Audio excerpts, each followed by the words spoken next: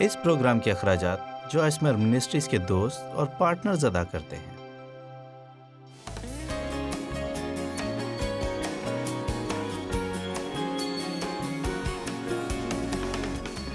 سنیے، آپ میں سے کتنے ہیں جن کو یہ احساس ہوا ہے کہ کبھی کبھی ہماری زندگی میں ایسے مسائل اور ایسی چیزیں آتی ہیں جو ہمیں تکلیف دیتی ہیں اور ان چیزوں کا کوئی مقصد نہیں ہوتا، لیکن پھر بھی ہم انہیں بار بار کرتے رہتے ہیں اور اسی طرح سے ہم خود کو اس مسئلے سے الگ نہیں ہونے دیتے۔ جی ہاں، ہم آپ کو ایک چھوٹا سا کلپ دکھانا چاہتے ہیں جو ہم نے انٹرنیٹ سے لیا ہے اور اسے استعمال کرنے کی اجازت بھی لی ہے۔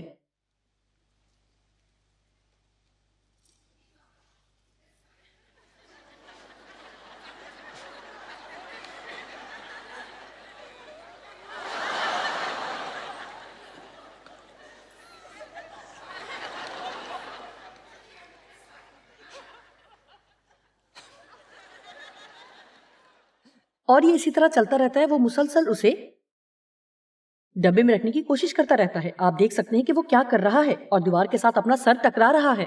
وہ اپنے مسئلے سے الگ ہونے سے انکار کر دیتا ہے۔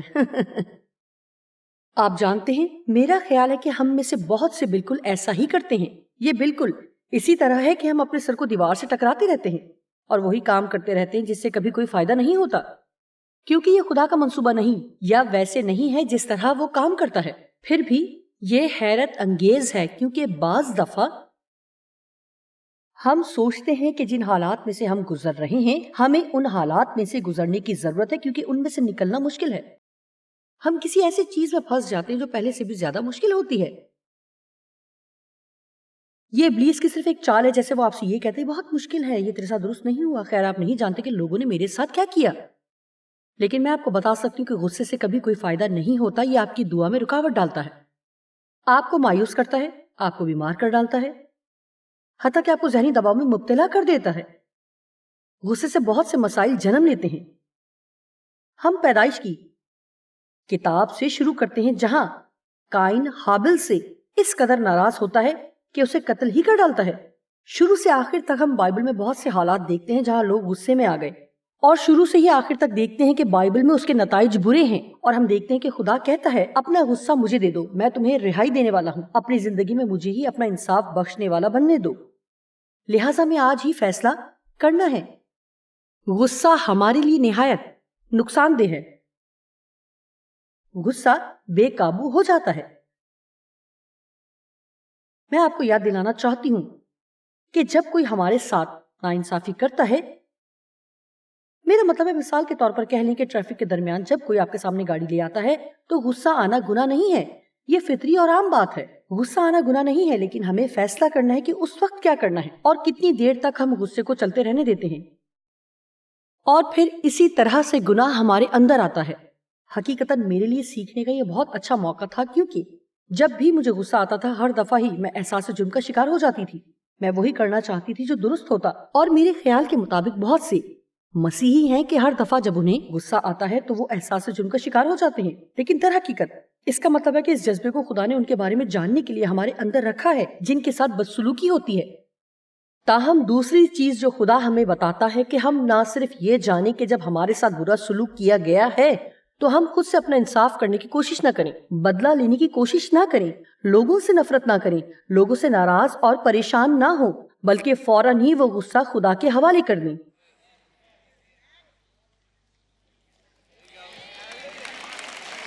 یہ اپنے ڈبے کو اس کے حوالے کرنا کہلاتا ہے۔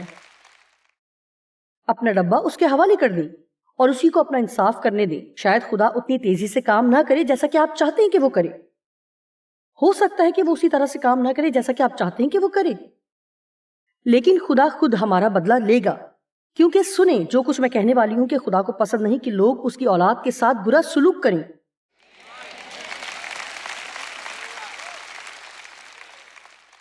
آپ یہ سوچتے ہیں کہ آپ کا افسر آپ سے فائدہ اٹھا رہا ہے اور آپ کو نظر انداز کیا جا رہا ہے، آپ اسے نفرت کرنا چاہتے ہیں۔ ایسا کرنے سے آپ کو کبھی بھی ترقی نہیں ملے گی اور نہ ہی کوئی تبدیلی رونما ہوگی۔ اس سے آپ کی شادمانی میں اضافہ نہیں ہوگا۔ آپ کھانا کھاتے ہیں، اس کے بارے میں عیب جوئی کر سکتے ہیں اور اس کی تحقیر کر سکتے ہیں۔ ایسا کرنا آپ کی زندگی کے لیے مددگار ثابت نہیں ہوگا، یہ کسی طرح بھی آپ کی زندگی میں شادمانی نہیں لائے گا، لیکن آپ اس کے بارے میں دعا کر سکتے ہیں، آپ اسے خدا کے سپرد کر سکتے ہیں اور اگر آپ کا افسر وہ کرنے سے انکار کر دیتا ہے جو خدا اسے کرنے کو کہتا ہے، تب خدا آپ کو وہاں سے نکال لے گا اور آپ کو اس سے بہتر نوکری مہیا کرے گا جہاں آپ کی عزت افزائی ہوگی۔ خدا کے لیے کچھ بھی مشکل نہیں ہے، بالکل بھی خدا کے لیے کچھ بھی مشکل نہیں ہے۔ ایک دن میرے بیٹے نے بڑی اچھی مثال دی۔ اس کے 3 چھوٹے بچے ہیں اور اس کے ساتھ ہی وہ ہماری منسٹری کے تمام کاموں کا نگران ہے، لہٰذا وہ بہت مصروف رہتا ہے۔ اس کا کہنا ہے کہ آپ جانتی ہیں کہ ایک دن خدا نے مجھے بہت اچھی مثال سکھائی۔ اس نے کہا میرے بیٹے ہر اس بات کا یقین کرتے ہیں جو میں انہیں بتاتا ہوں۔ وہ واقعی اس بات کا یقین کرتے ہیں کہ میں سب کچھ کر سکتا ہوں۔ اس نے بتایا کہ اگر میں انہیں یہ بتاؤں کہ میں اس پانی کے تالاب کو تیل سے بھر کر اس میں آگ لگا کر اور پھر اس میں چھلانگ لگانے والا ہوں تو وہ کہیں گے ٹھیک ہے، وہ اس بات کا یقین کر لیں گے۔ اور اس نے کہا کہ خدا چاہتا ہے کہ ہم اس کے ساتھ بھی ایسا ہی کریں۔ اس سے کچھ فرق نہیں پڑتا کہ وہ ہمیں کچھ بھی کہے یا وہ کتنا ہی عجیب کیوں نہ لگے، ہمیں اس کے بارے میں سوال نہیں کرنا۔ لہٰذا اگر خدا کہتا ہے کہ میں تمہارے ماضی کی تلخیوں کی تلافی کروں گا، میں نہیں چاہتا کہ تو غصہ کرے، میں نہیں چاہتا کہ تیرے دل میں کوئی تلخی قائم رہے، میں نہیں چاہتا کہ تو لوگوں کو اپنی زندگی خراب کرنے کا موقع دے۔ میں آپ کو کچھ بتانا چاہتی ہوں، اس دنیا میں کوئی ایسا موجود ہے جو ہمیشہ آپ کے خلاف کچھ کرنا چاہتا ہے۔ غصہ کرنے کا بہانہ ڈھونڈنے کے لیے کہیں دور جانے کی ضرورت نہیں ہے، ٹھیک ہے؟ اگر کسی نے آپ کے ساتھ کچھ کیا ہے تو اس بارے میں غصہ نہ کریں۔ جو کچھ وہ خود اپنے ساتھ کر رہے ہیں اس کی وجہ سے آپ غصے میں آ سکتے ہیں۔ دنیا میں ہونے والی تمام ناانصافیوں کے بارے میں آپ غصہ کر سکتے ہیں۔ میں نے یہ بات جان لی ہے کہ جو کچھ بھی میری زندگی میں ہو رہا ہے اس میں سے بہت سی چیزیں مجھے پسند نہیں۔ جو کچھ ہو رہا ہے اس کا بہترین رد عمل یہ ہے کہ میں کچھ اچھا کرنے کی کوشش کروں۔ جب شیطان اپنے بہترین ہتھیار سے آپ پر حملہ کرے اور اگر آپ اسے پاگل کرنا چاہتے ہیں تو جائیں اور کسی کے لیے برکت کا باعث بنے اور پھر دیکھیں کہ اس سے آپ کو کیا حاصل ہوتا ہے۔ اس ہفتے کے اختتام تک اپنے اگلے آنے والے تقریباً تمام سیمیناروں میں کہیں نہ کہیں یہ حوالہ بیان کروں گی۔ رومیو 12:21 آیت جہاں پر اچھائی کے ذریعے برائی پر غالب آنے کا ذکر ہے۔ اگر ابھی تک آپ نے اس بھید کو نہیں سیکھا تو ضرورت ہے کہ جلد اسے پلے سے باندھ لیں۔ آپ کبھی بھی برائی سے برائی کا مقابلہ نہیں کر سکتے، لیکن ہر بار ہر دفعہ اچھائی کے ذریعے برائی پر فتح پا سکتے ہیں۔ وائز 7:9 بیان کرتی ہے کہ غصہ احمقوں کے سینوں میں رہتا ہے۔ دوسرے لفظوں میں میں کہوں گی ایسے لوگ جنہیں کوئی مسئلہ ہو اور وہ ان کے دل میں بس جائے تو پھر وہ غصہ کرتے ہیں اور تلخ ہو جاتے ہیں۔ کیا آپ جانتے ہیں کہ کچھ لوگ، اور ممکن ہے کہ آج یہاں بھی کچھ ایسے لوگ ہوں اور کچھ جو ٹی وی کے ذریعے دیکھ رہے ہیں یا پہلے سے ریکارڈ کیا ہوا پیغام سن رہے ہیں، آپ کے پاس ضرور کوئی نہ کوئی ایسی بات ہے جو کئی سال پہلے کسی نے آپ کے ساتھ کی، اور کئی سال پہلے آپ کی بہترین زندگی جو خدا نے آپ کے لیے رکھی ہے آپ سے چرا لی۔ آج میں آپ سے یہ کہنا چاہتی ہوں کہ آج ہی وہ وقت ہے کہ اپنے اس مسئلے سے جان چھڑا لیں، اپنے اس ڈبے کو چھوڑ دیں اور فیصلہ کر لیں کہ آپ اپنی زندگی کا منصف صرف خدا کو ہی بنائیں گے۔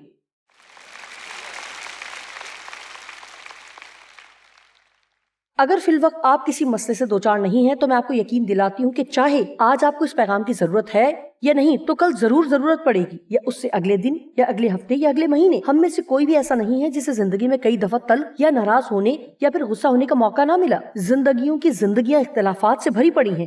ہم میں سے کوئی بھی اس طرح کے مواقع کے بغیر زندگی نہیں گزار سکتا۔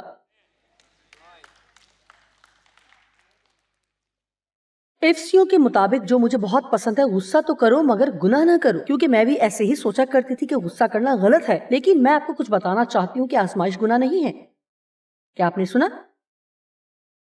آپ گناہ کرنے کی آزمائش میں پڑ سکتے ہیں، لیکن در حقیقت میں یہ سوچتی ہوں کہ جب آپ گناہ کرنے کی آزمائش میں پڑتے ہیں تو پرہیزگاری کے پھل کا استعمال کرتے ہوئے اس آزمائش کا انکار کر کے ہم اس پر عظیم فتح پا سکتے ہیں۔ بائبل بیان کرتی کہ آزمائش کا آنا ضرور ہے۔ اگر آپ اس چیز کا انتظار کر رہے ہیں کہ آزمائش خود ہی دور ہو جائے تو دعا کرنا بے فائدہ ہے۔ ہاں اے خدا، تو جانتا ہے کہ میری خواہش ہے کہ جب بھی میں چاکلیٹ کیک دیکھوں تو میں آزمائش کا شکار نہ ہوں۔ خیر، اگر آپ کو چاکلیٹ پسند ہے تو آپ کو چاکلیٹ کو مختلف انداز سے دیکھنے کی ضرورت ہے۔ آپ دیکھیں اور کہیں اگر میں کھانا چاہوں تو میں تجھے کھاؤں گی، اور اگر نہ کھانا چاہوں تو میں نہیں کھاؤں گی۔ تم میرے افسر نہیں ہو۔ میرا مطلب ہے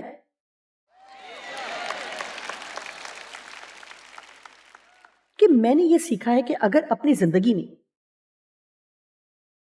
میں صحت مند رہنا اور اچھا محسوس کرنا چاہوں تو مجھے اپنی حدود مقرر کرنی پڑیں گی۔ یہ اس طرح نہیں ہے کہ آپ ایک ہی وقت میں سب کچھ کر لیں گے، اور نہ ہی آپ ہر روز وہ سب کچھ کر سکتے ہیں جو آپ کرنا چاہتے ہیں اور نہ ہی آپ ایک ہی روز میں سارا پیسہ استعمال کر سکتے ہیں، ورنہ آپ پر قرضہ چڑھ جائے گا۔ رشتوں کو خراب کیے بغیر آپ وہ سب کچھ نہیں کہہ سکتے جو آپ کہنا چاہتے ہیں۔ کیا آج کوئی جاگ رہا ہے؟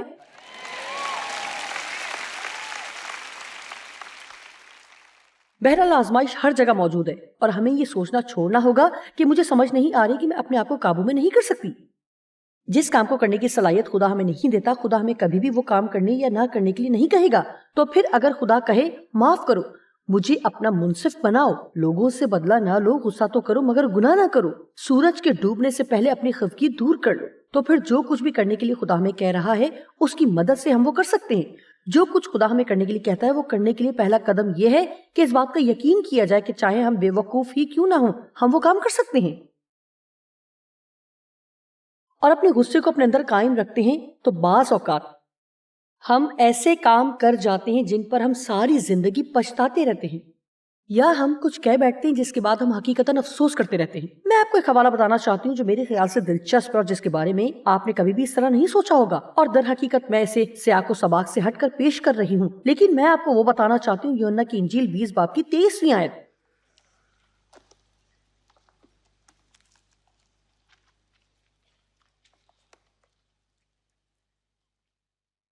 روح القدس حاصل کرنے اور اس کی رہنمائی اور مدد سے یسوع رسولوں سے ہم کلام ہیں، کیونکہ وہ ابھی ابھی جی اٹھا ہے۔ اس نے روح القدس ان پر پھونکا اور کہا، روح القدس لو، جن کے گناہ تم بخشو ان کے بخشے گئے ہیں، جن کے گناہ تم قائم رکھو ان کے قائم رکھے گئے ہیں۔ آئے کچھ دیر کے لیے اس کو اسی جگہ چھوڑ دیتے ہیں، کیونکہ میں اس آیت کو مختلف انداز سے پیش کرنا چاہتی ہوں۔ سب سے پہلے مجھے یقین ہے کہ کسی کو معاف کرنے کے لیے ہمیں روح القدس کی قوت کی ضرورت ہے۔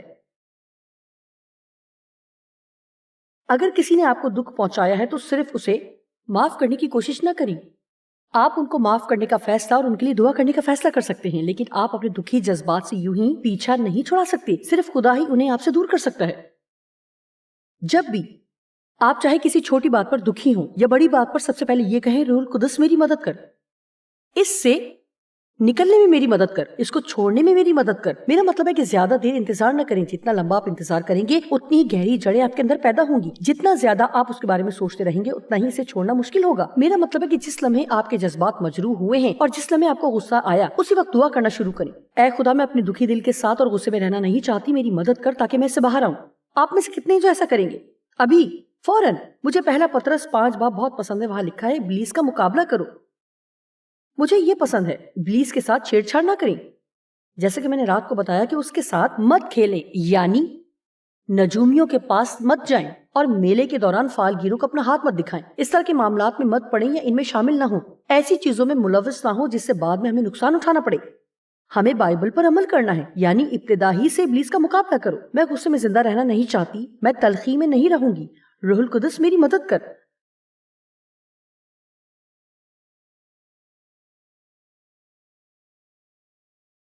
اس طرح کی زندگی نہ گزاریں، بلکہ خدا کو اجازت دے کہ وہ آپ کی مدد کرے، نہیں تو غصہ آپ کی زندگی تباہ کر دے گا۔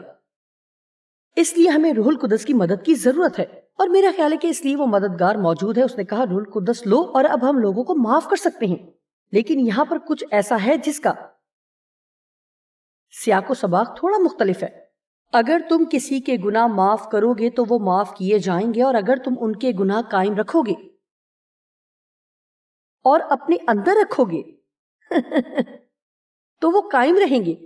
اور میرا خیال ہے کہ اگر ہم انہیں اپنے اندر رکھتے ہیں اور وہ قائم رہتے ہیں تو در حقیقت بدلے میں ہم وہی کریں گے جو ہمارے ساتھ کیا گیا ہے۔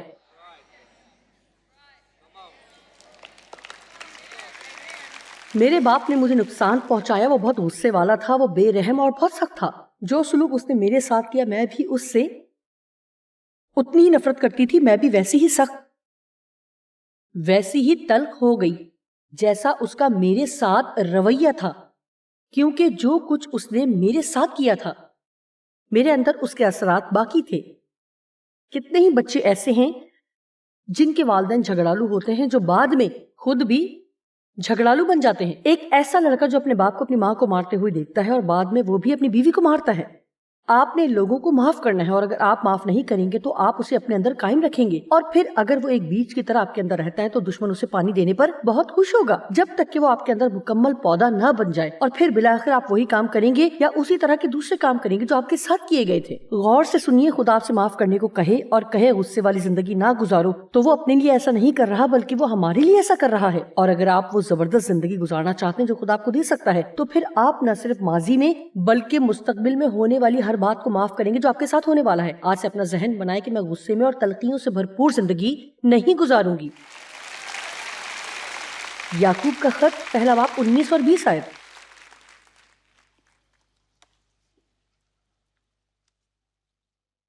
کیا آج کسی کو اس کی ضرورت ہے؟ فی الحال آپ کو ضرورت نہیں، لیکن بعد میں ہو سکتی ہے۔ آج صبح آپ میں سے کتنے لوگوں کو غصہ کرنے کا موقع ملا؟ یہ دیکھیے میرے خدایا، ابلیس کتنا زیادہ کام کر رہا ہے۔ خیر، اے میرے پیارے بھائیوں، پس ہر آدمی سننے میں تیز یعنی سننے کے لیے تیار ہوں، بولنے میں دھیرا قہر اور غصے میں دھیما ہو، کیونکہ انسان کا قہر خدا کی راست بازی کا کام نہیں کرتا۔ ہر کوئی کہے میں غصہ کرنے میں دھیما ہوں۔ دوبارہ کہیں، آپ یہ کیوں نہیں کہنا شروع کرتے کہ مجھے غصہ دلانا تقریباً ناممکن ہے؟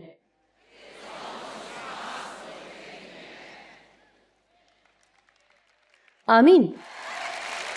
کیا یہ اچھا نہیں لگتا؟ جی ہاں، مجھے یقین ہے کہ اس طرح خدا خوش ہوتا ہے۔ اگر وہ قہر میں دھیما نہ ہوتا تو ہر ایک منٹ بعد اسے غصہ آتا۔ زبور 103 کی 8 اور 9۔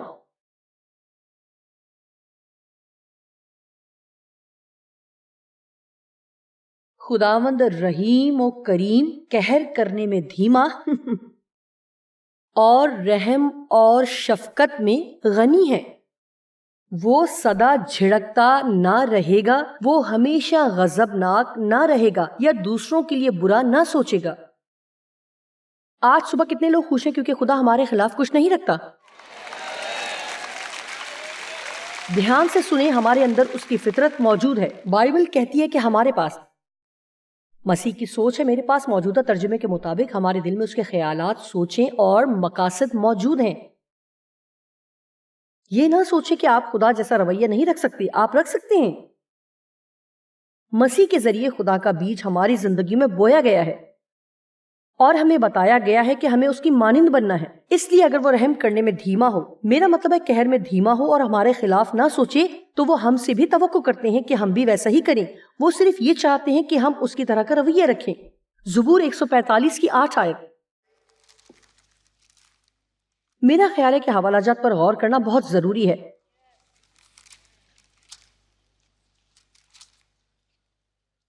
خداوند رحیم و کریم ہے، وہ قہر کرنے میں دھیما اور رحم اور شفقت میں غنی ہے۔ آئیں اب افسیوں 4 باب 26 اور 27 آیت دیکھتے ہیں۔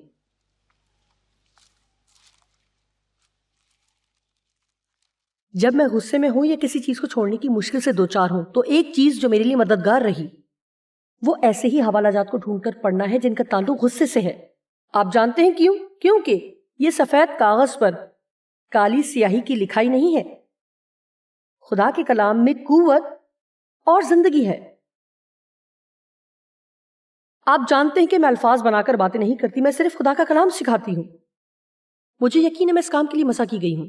آپ ہفتے کو یا جمعے کی رات کو وقت نکالتے ہیں، جیسا کہ گزشتہ رات یا آپ میں سے کچھ تو جمعرات کی رات بھی یہیں تھے، پھر جمعے کی رات اور پھر آج صبح بھی یہاں موجود ہیں۔ آپ کے پاس کرنے کو اور بھی بہت کچھ ہوگا، پھر بھی آپ کیوں یہاں پر آئے ہیں؟ میں کوئی عام باتیں نہیں کر رہی، یہ خدا کا کلام ہے جو قوت سے بھرپور ہے اور آپ کی زندگی کو تبدیل کرنے کی صلاحیت رکھتا ہے۔ آمین۔ تو جب بھی آپ کو وہ کام کرنے میں مشکل پیش آ رہی ہے جو آپ کا ایمان ہے کہ خدا نے آپ سے کرنے کو کہا ہے، تو ہمیشہ خدا کے کلام کی طرف رجوع کریں، خدا کے ساتھ وقت گزاریں۔ خدا کے ساتھ رفاقت رکھیں، یاد رکھیں کہ وہ آپ سے کس قدر محبت رکھتا ہے اور پھر اس محبت کو دوسرے لوگوں تک پہنچنے کا موقع دیں۔ 26ویں آیت کے مطابق جب آپ غصے میں ہیں تو گناہ نہ کریں، اپنے قہر کو یعنی غصے، غضب، خفگی کو سورج کی ڈوبنے تک قائم نہ رکھو۔ گزری رات میں نے ایک مشورہ دیا تھا جو میں دوبارہ بتانا چاہتی ہوں۔ آپ کیوں نہیں ایسی عادت اپنا لیتے کہ جب آپ رات کو اپنے بستر پر جائیں تو سونے سے پہلے چند منٹ بہت زیادہ اپنی جانچ پڑتال نہ کریں، صرف اپنے آپ سے اتنا ضرور پوچھئے کیا میں کسی چیز کے بارے میں غصے میں ہوں یا میں کسی سے ناراض ہوں۔ اس معاملے کو حل کریں اور اس وقت تک اس پر کام کرتے رہیں جب تک آپ یہ خدا سے کہنے کے لائق نہیں ہو جاتے کہ میں کہنے میں خوشی محسوس کرتی ہوں کہ اے خداوند تیرے رحم اور فضل سے کسی بھی شخص سے ناراض نہیں ہوں اور اب میں سو سکتی ہوں۔ آپ جانتے ہیں کہ اگر آپ غصے کی حالت میں بستر پر جاتے ہیں تو آپ اس کے ساتھ ہی اٹھیں گے۔ یہاں کچھ لوگ ایسے بیٹھے ہیں جو غصے کے ساتھ بستر پر گئے اور اب سوچ رہے ہیں او میرے خدایا کیا مجھے اس بارے میں بات کرنے کی ضرورت ہے۔ یہاں چند اہم باتوں میں سے ایک یہ ہے کہ ابلیس کے لیے کوئی جگہ یا سوراخ مت چھوڑیے، یعنی اسے کوئی موقع نہ دیں۔ اور خداوند یہ کہہ رہا ہے کہ اگر تم ایسا کرو گے تو تم ابلیس کے لیے دروازہ کھول رہے ہو، اسے اس قسم کا موقع نہ دیں۔ 30ویں آیت کے مطابق روح القدس کو رنجیدہ نہ کرو، یعنی اسے غمگین، اداس اور ناراض نہ کرو جس کے ذریعے سے تم پر خدا کے اپنے ہونے کی مہر لگی اور مسیح کے ذریعے سے روز آخرت کے عذاب اور گناہ کے نتائج سے محفوظ ہو گئے۔ جب میں روح القدس کو رنجیدہ کرنے کے بارے میں سوچتی ہوں تو میں خود بھی رنجیدہ ہو جاتی ہوں کہ میں روح کو کیسے ناراض کر سکتی ہوں۔ خدا کے ساتھ ہمارا تعلق بہت قیمتی ہے اور روح القدس ہماری زندگی میں اس لیے آتا ہے کہ خدا کی حضوری ہمارے اندر بسے۔ اپنے آپ میں خدا کا گھر ہونا سب سے قیمتی خزانہ ہے، روح القدس کی موجودگی ہونا، اور پھر بائبل کہتی ہے کہ روح القدس کو رنجیدہ نہ کرو۔ آئیے اس کو ضرورت سے زیادہ بہت زیادہ مشکل نہ بنا دیں۔ آئیں دیکھیں کہ روح القدس کو رنجیدہ کرنا کیا ہوتا ہے۔ اگلی آیت کو ہم 23ویں آیت سے علیحدہ نہیں کر سکتے۔ ہر طرح کی تلخ مزاجی اور قہر اور غصہ یعنی جھگڑا، قابو سے باہر رویہ اور کسی بات پر ناخوش ہونا، جلد ہی غصے میں آ جانا اور شور و غل یعنی لڑائی، جھگڑا، ہاتھا پائی وغیرہ، اور بدگوئی یعنی کسی کے بارے میں غلط بات کرنا۔ میرا مطلب ہے کہ غصے کے لیے استعمال کیے گئے ہر لفظ کو چھوڑنا ہے۔ یہ ایسے ہی ہے کہ چاہے آپ کسی بھی طرح کا اپنے اوپر لیبل لگا لیں، آپ کو سب کچھ ترک کرنا ہے۔ ہم ان ساری چیزوں کو اپنے اندر بسانے کی وجہ سے روح القدس کو رنجیدہ نہ کریں۔ آپ جانتے ہیں کہ خدا بھی اپنے غصے کو قابو میں رکھتا ہے۔ یہ شاید آپ کو عجیب لگے، ہم زبور 78 کی 38 اور 39 دیکھتے ہیں، لیکن وہ رحم اور ترس سے بھر کر ان کی بدکاری کو معاف کرتا ہے اور ہلاک نہیں کرتا، بلکہ بارہا اپنے قہر کو روک لیتا ہے اور اپنے غضب کو بھڑکنے نہیں دیتا، اور اسے یاد رہتا ہے کہ یہ محض بشر ہیں، یعنی ہوا جو چلی جاتی ہے اور پھر نہیں آتی۔ پھر جب خدا کو ہماری ان چیزوں پر غصہ آتا ہے جو احمقانہ اور غلط ہوتی ہیں تو بائبل بتاتی ہے، اور میرا خیال ہے کہ اس ترجمے کے مطابق یہ ہے کہ وہ صرف ہمارے اس غلط کام کے بارے میں نہیں سوچتا رہتا کہ اس کا غصہ بڑھتا جا رہا ہے۔ آپ جانتے ہیں اگر کسی بات کے لیے آپ کو غصہ آ جائے تو آپ میں سے کتنے ہی جانتے ہیں کہ جتنا آپ اس کے بارے میں سوچیں گے اتنا ہی غصہ بڑھتا جائے گا۔ جتنا بھی آپ اس کے بارے میں سوچیں گے اتنا ہی زیادہ آپ اس کے بارے میں بات کریں گے اور غصے ہوتے جائیں گے۔ میرے ساتھ بھی ایسا ہوتا ہے۔ اسی لیے میں یہ پسند کرتی ہوں جو بائبل بتاتی ہے کہ غصے کو بڑھانے کے بجائے وہ یہ یاد رکھتا ہے کہ ہم بشر ہیں اور خاک ہیں۔ جب کوئی ہمیں غصہ دلائے تو مختلف چیزوں میں سے ایک چیز جو ہم اس وقت کر سکتے ہیں کہ فوراً یہ کہیں کہ میں بھی غلطیاں کرتی ہوں۔ ہم سب میں خامیاں ہیں، ہم سب غلطیاں کرتے ہیں۔ میں جانتی ہوں کہ میں نے دوسروں کو دکھ دیا ہے۔ جانتے ہیں اگر آپ کسی شخص کے ساتھ تعلقات بنا رہے ہیں، کسی بھی شخص کے ساتھ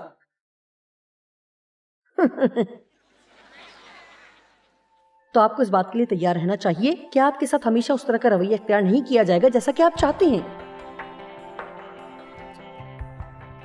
ایک بات یقینی ہے کہ غصہ ہمارا اطمینان اور شادمانی چھین لیتا ہے، تاکہ ہم غصے میں ہی رہیں، یا پھر ہم اسے خدا کو دے دیں اور اس پر بھروسہ رکھیں کہ وہی ہمارے حالات کی فکر کر سکتا ہے۔ ہمیشہ یاد رکھیں کہ خدا ہمارا منصف ہے۔ اگر ہم اس پر بھروسہ رکھیں گے تو وہ ہماری تمام غلط چیزوں کو درست کر دے گا۔